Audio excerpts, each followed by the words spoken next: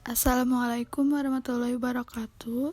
Perkenalkan, nama saya Siti Nur Halimah dengan NPM 2019 14501308. Di sini saya akan membuat mini podcast dengan mewawancarai seorang guru.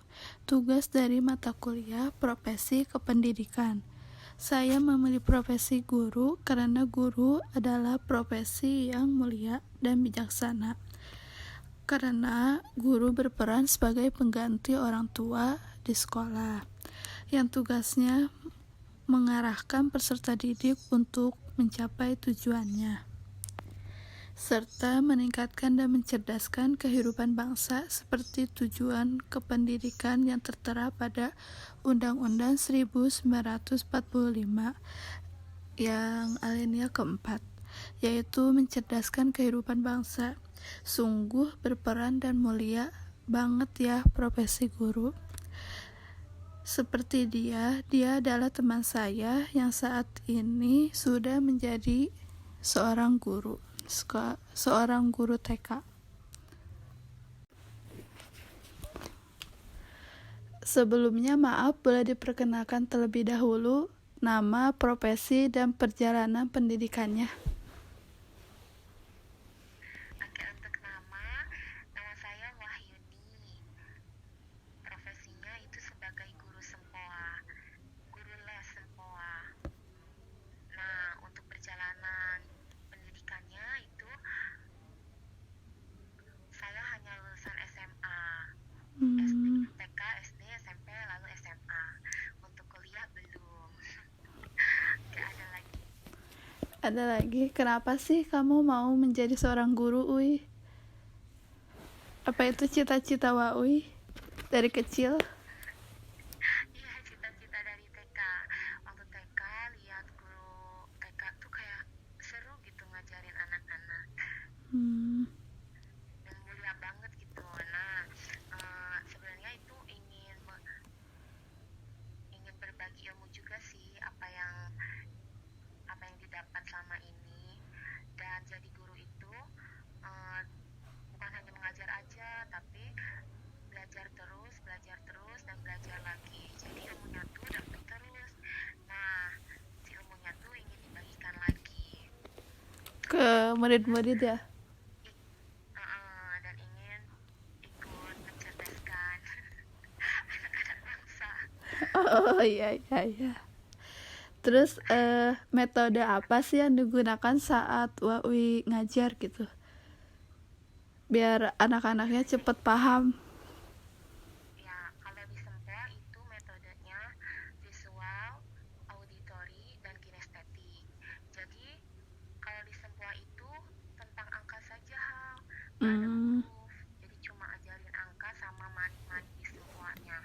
Oh iya, sebelumnya eh, aku kenalin dulu Sempoanya ya. Sempoa itu alat hitung yang ada manik-maniknya. Jadi hitungnya pakai manik-manik itu, dinaikkan, diturunkan.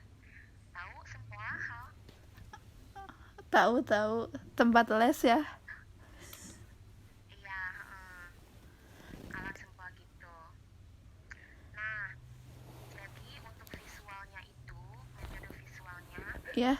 kita kasih lihat flashcard money dan angkanya. Jadi mereka melihat angkanya dan melihat maniknya dibaca. Nah, di situ untuk auditorinya, kita bacakan soal, misalnya 4 tambah 4 kurang 2. Nah, mereka hitung di sempoanya, dia mendengarkan kan auditori. Nah, di situ untuk kinestetiknya, dia bergerak memainkan sempoanya.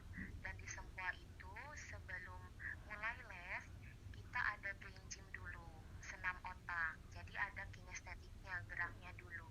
Baru mereka siap belajar main sempoanya. Oh, jadi di sana belajarnya cuman kayak hitung-hitungan doang. Iya, hitung-hitungan aja. Oh, Angka. oke. Lanjut ya. Bagaimana cara Wa Uy memotivasi murid-muridnya sih? Biar dia semangat belajar terus, gak ada malas-malasnya.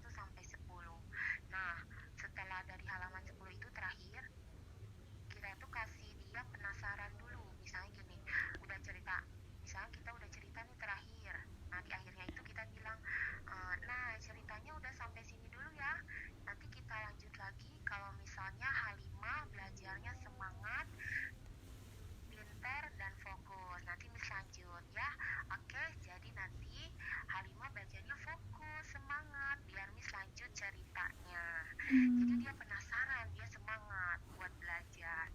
Terus ada targetnya juga. Targetnya? Jadi dia bisa capai targetnya itu. Misalnya untuk minggu ini kita harus bisa, biasanya kita kasih timer. Minggu ini kita kasih 10 detik bisa ya, lebih cepat dari kemarin. Nah, misalnya kemarin itu hitungnya 15 detik, untuk minggu ini harus lebih cepat jadi 10 detik gitu. Ada target juga. Jadi caranya ditargetin gitu biar mereka bisa semangat.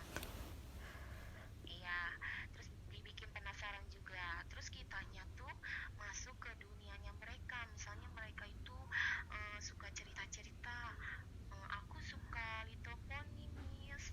Nah, kita tuh harus tahu tuh Little Pony biar ceritanya nyambung sama mereka. Merekanya tuh jadi nyaman dan suka sama kitanya dan suka sama pelajarannya. Oh iya, jadi gitu. Dan jangan lupa kasih games juga. Misalnya kita lihat nih anaknya udah mulai kelihatan capek, kita selingin pakai games. Gitu. Biar jadi semangat lagi ya. Oke, apa yang diharapkan kamu terhadap murid-murid yang diajar? Apa sih harapan ke depannya? Tentunya mencapai target yang didapat di level tersebut. Misalnya harus bisa menghitung angka 1, menyebutkan angka 1 sampai 100. Nah, di situ harus bisa mainkan manik-maniknya dengan betul. Soalnya kan diajarin rumus juga, ada rumusnya. Ada targetnya pokoknya. Nah, habis itu ingin anaknya tuh mental aritmatikanya tuh ada gitu, nggak takut sama matematika, nggak takut sama angka-angka. Terus dia itu belajarnya semangat, tidak hanya semuanya saja tapi semua pelajaran dia semangat mau belajar gitu. Dan fokusnya tidak hanya di semua saja tapi di semua pelajaran juga. Jadi itu cuman TK aja ya sekolahannya, Ui? Enggak sih, ada level-levelnya. Misalnya sudah naik level, jadi ada 13 level hal. Oh, level sampai 13? Itu paling tinggi, maksudnya gimana? Jadi untuk level pertama kan starter ya. Iya. Itu dari umur 3 tahun sampai 4 tahun. Misalnya udah naik tuh starter, lanjut ke junior 2. Habis itu foundation 1, foundation 2, inter 1, inter 2, inter 3, advance 1, advance 2, advance 3, baru graduate. Graduate 1, graduate 2, graduate 3. Nah, setiap levelnya itu kita targetkan 6 bulan sudah bisa naik. Ada anak-anaknya bisa cepat, bisa kurang dari 6 bulan, 5 bulan. Misalnya udah oke nih, anaknya udah pintar, 5 bulan udah bisa naik. Tapi itu ada juga tuh anak SD yang ikutan les. Iya, kita terima lesnya itu dari umur 3 tahun sampai 12 tahun. Oh begitu. Masa-masa keemasan ya. Oh iya. Selebihnya nggak ada gitu. Iya, nggak ada. Untuk pembelajarannya kan sekarang lagi pandemi tuh, kita ketemu apa via apa gitu?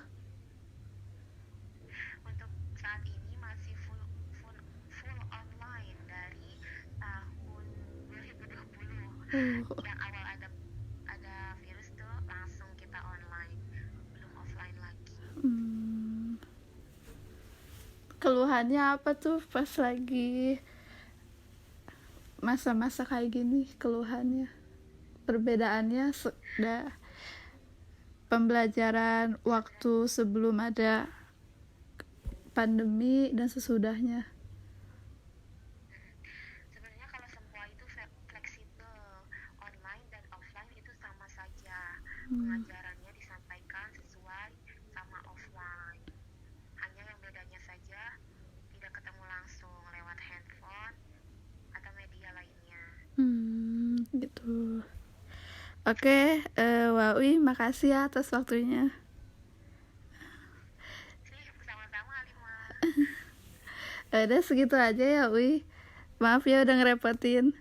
Makasih juga waktunya teman-teman. Cukup sekian dan terima kasih.